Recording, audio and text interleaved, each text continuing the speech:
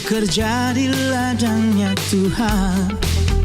Roh Kudus yang beri kekuatan, yang mengajar dan menopang. Tiada lelah bekerja bersamamu Tuhan, yang selalu mencukupkan akan segalanya. Mari sama-sama katakan. Selamat pagi dan salam sejahtera untuk para pemirsa Renungan Pagi My Salva Podcast dimanapun Anda berada saat ini. Saya sangat bersyukur memiliki kesempatan berjumpa bersama sahabat My Salva walaupun melalui media online. Kiranya hari ini kita senantiasa diberkati Tuhan. Sebelum kita mendengarkan firman Tuhan, mari kita berdoa. Bapa kami yang di surga, pada pagi ini kami bersyukur ada waktu bagi kami untuk mendengarkan suara-Mu melalui firman Tuhan yang kami baca dan kami renungkan. Berkati pikiran, hati dan pendengaran kami, serta kuduskan hidup kami secara khusus hamba-Mu yang akan menyampaikan firman-Mu. Berfirmanlah Tuhan, kami siap mendengarkannya. Amin.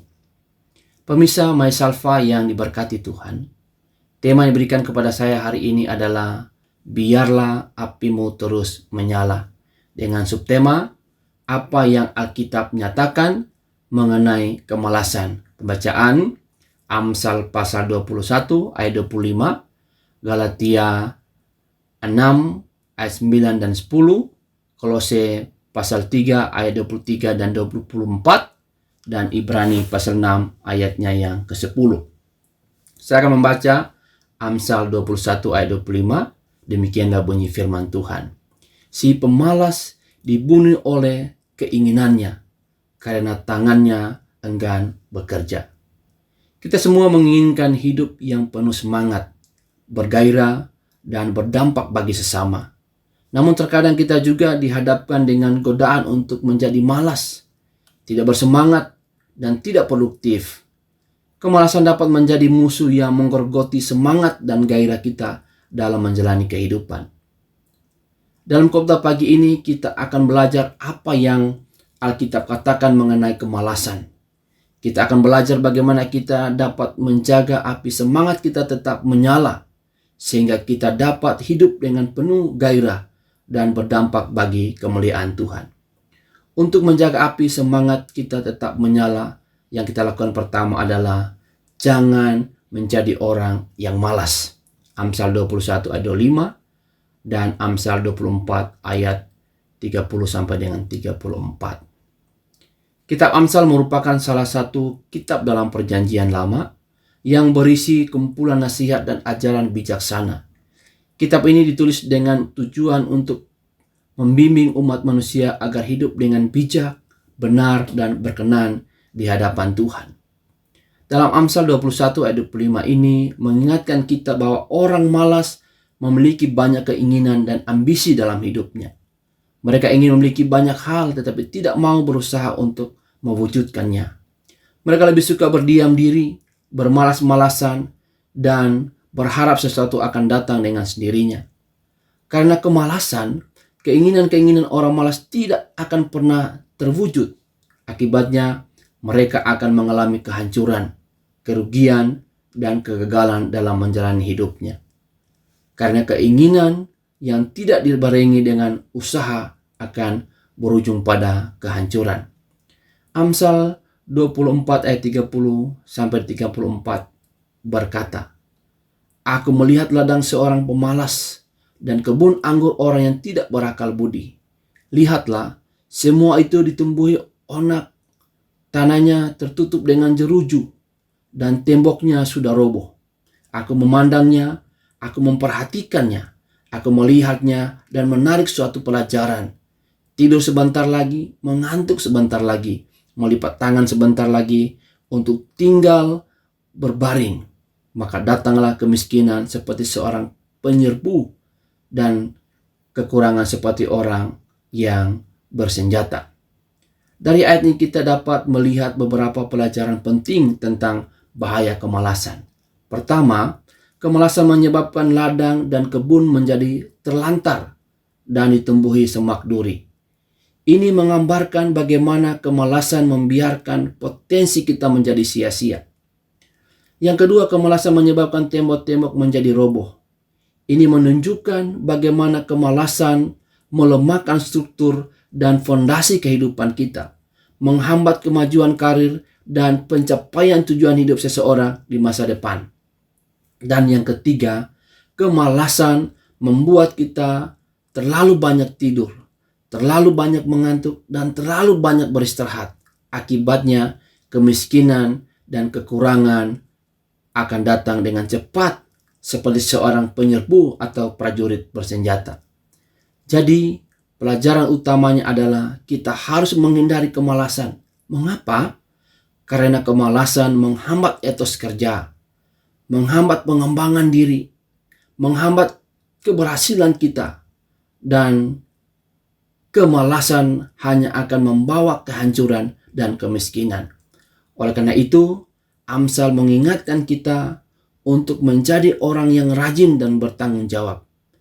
Jika saudara ingin berhasil dalam keluarga, dalam pekerjaan, dalam pelayanan, bahkan dalam pendidikan, terhindar dari kehancuran, bahkan kemiskinan, maka jangan menjadi orang yang malas. Yang kedua yang kita lakukan untuk menjaga api semangat kita tetap menyala adalah tekun dan rajin dalam pekerjaan.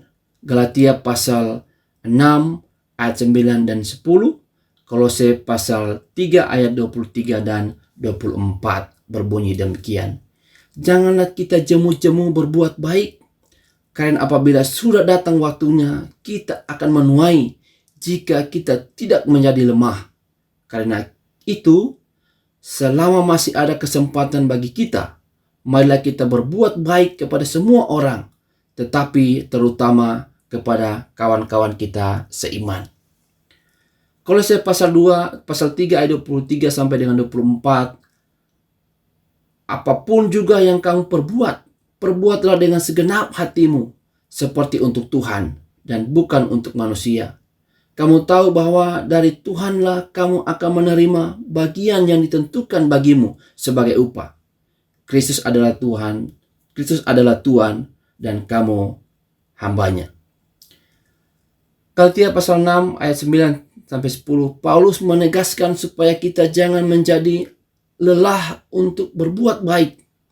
Kita harus tekun untuk melakukan kebaikan kepada semua orang, terutama kepada saudara-saudara seiman. Kenapa kita harus melakukan kebaikan? Kita melakukan kebaikan karena kita sudah terlebih dahulu menikmati atau mengalami kebaikan Tuhan lewat anugerah pengorbanan Kristus di kayu salib.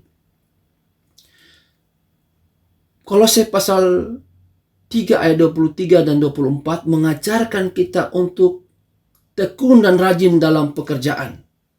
Melakukan pekerjaan kita dengan segenap hati. Tidak hanya untuk kita dan sesama kita. Yang terpenting kita melakukannya untuk Tuhan. Mengapa Paulus menekankan kerajinan dan ketekunan dalam bekerja? Karena bekerja dengan rajin dan tekun adalah kunci untuk mencapai keberhasilan, pengembangan diri, dan memberikan kontribusi yang berharga di mana kita bekerja.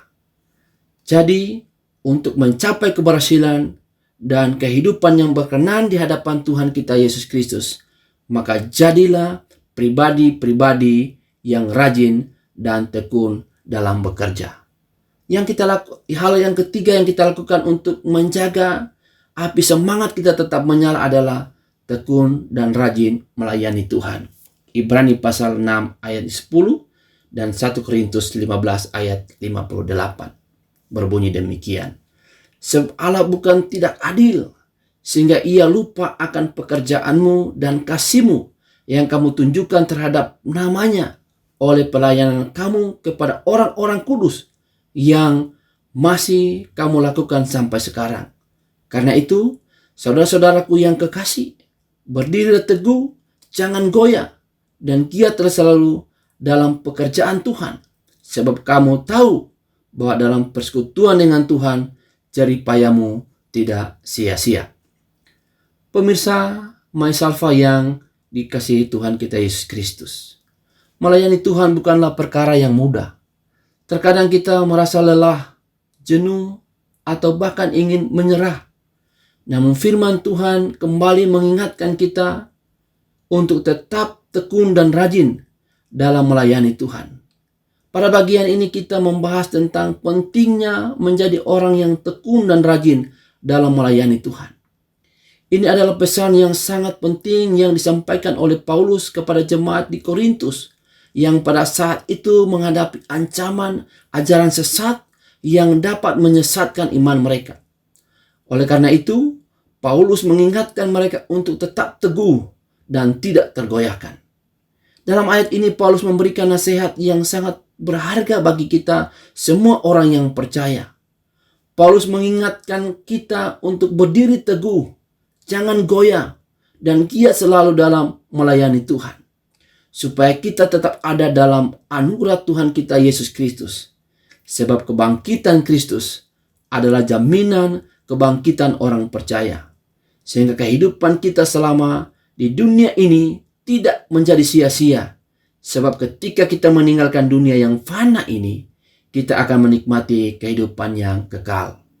Pemirsa Mysalva yang diberkati Tuhan kita Yesus Kristus, kalau saat ini kita mulai lelah, jenuh, atau bahkan ada dalam pikiran kita untuk menyerah dalam pelayanan kita, oleh karena tantangan-tantangan yang kita hadapi dalam pelayanan, dalam pekerjaan, dalam rumah tangga, penyakit yang kita alami, perekonomian yang tidak stabil, atau bahkan munculnya begitu banyak ajaran-ajaran yang menggoyahkan iman kepercayaan kita kepada Yesus Kristus. Kita mulai ragu dengan apa yang kita imani selama ini. Rasul Paulus kembali mengingatkan kita supaya kita tetap berdiri teguh, jangan goyah. Tetaplah tekun dan rajin dalam melayani Tuhan, karena iman dan pelayanan kita kepada Yesus Kristus membawa kita kepada keselamatan, pengampunan dosa, hubungan yang dekat dengan Tuhan, berkat, serta makna dan tujuan hidup yang sejati. Pada akhirnya, Alkitab dengan jelas mengingatkan kita untuk tidak menjadi malas, tetap tekun dan setia dalam melakukan pekerjaan kita. Kita harus waspada terhadap bahaya kemalasan dan senantiasa bekerja dengan sepenuh hati untuk melayani Tuhan, karena Dia akan memperhatikan dan menghargai setiap usaha kita. Biarlah api semangat dan ketekunan kita terus menyala, sehingga kita dapat membuahkan hasil yang baik bagi kemuliaan Tuhan. Saudara, saya percaya firman Tuhan pagi ini sudah menjadi berkat bagi kita sekalian. Amin. Haleluya. Mari kita berdoa. Bapa kami yang di surga, terima kasih untuk penyertaan-Mu, pimpinanmu, dan hikmat-Mu yang telah menuntun kami mendengarkan firman-Mu pagi ini. Hamba berdoa untuk para pemirsa Mysalva dimanapun mereka berada pada saat ini. Kiranya kasih, karunia, dan damai sejahtera Allah menyertai dan menuntun kami kemanapun kami pergi dari sekarang sampai selama-lamanya. Amin.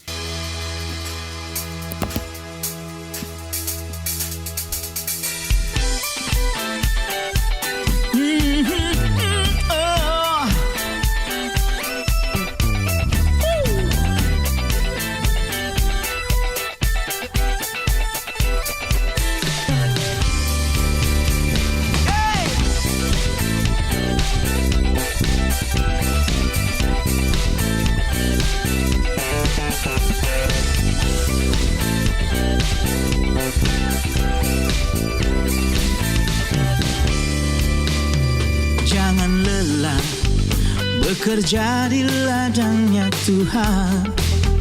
Roh Kudus yang beri kekuatan, yang mengajar dan menopang. Tiada lelah bekerja bersamamu Tuhan, yang yang selalu mencukupkan akan segalanya. Mari sama-sama katakan, janganlah tanah bergelombang, timbunlah tanah yang berlubang,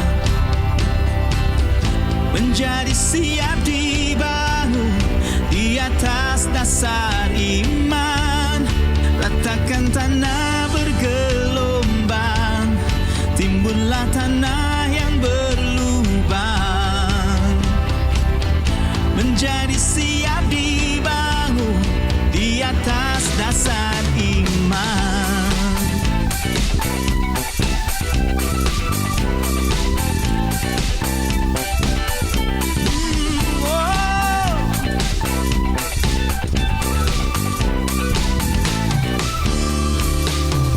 Jangan lelah bekerja di ladangnya Tuhan. Roh Kudus yang beri kekuatan, yang mengajar dan menopang. Tiada lelah bekerja bersamamu Tuhan, yang selalu mencukupkan akan segalanya. Ratakan tanah bergelombang, timbunlah tanah yang berlubang, menjadi siap dibangun di atas dasar iman. Ratakan tanah bergelombang, timbunlah tanah yang berlubang, menjadi siap dibangun di atas dasar iman.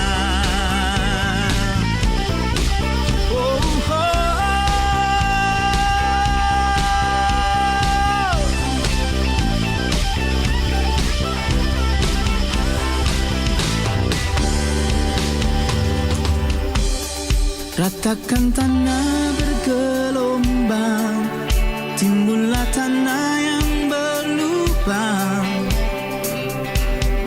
menjadi siap dibangun di atas dasar iman. Ratakan tanah bergelombang, timbullah tanah yang berlubang, menjadi siap dibangun di atas dasar iman. Ratakan tanah bergelombang, timbullah tanah yang berlubang, menjadi siap dibangun di atas dasar iman. Ratakan tanah bergelombang, timbullah tanah yang berlubang, menjadi siap dibangun di atas dasar iman. Menjadi siap dibangun, menjadi siap dibangun, menjadi siap dibangun, menjadi siap